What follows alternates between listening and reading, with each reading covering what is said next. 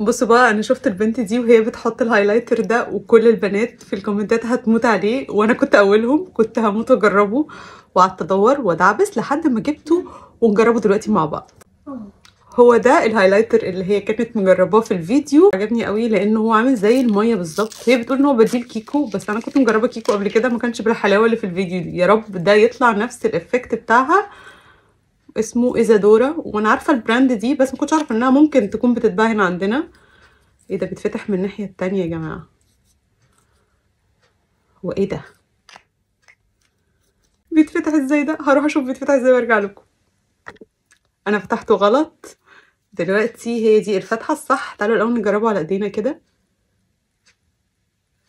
او ماي جاد، شكلها حلو. ودلوقتي عايزين نطلع زي الفيديو بتاعها، يعني انت عارفه لو ما طلعش زيك انت حره، هزعل.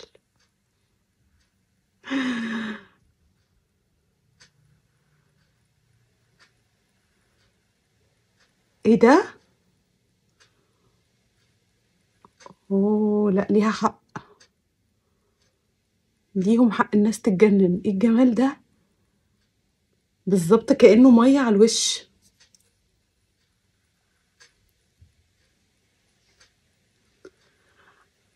واو. حط هنا كمان. واو، ده تحفه يا بنات، تحفه.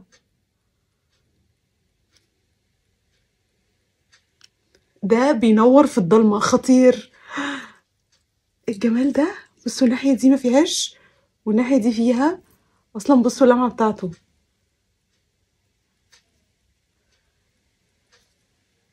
بجد شكرا على الفيديو وشكرا على الهايلايت الخطير ده، حبيته قوي. لمعته زي الميه، تحفه. ما بيشيلش الميك اب اللي تحتيه، يعني حطيته على البلاشر زي ما هو في الحقيقه حلو وفي الفيديو خطير.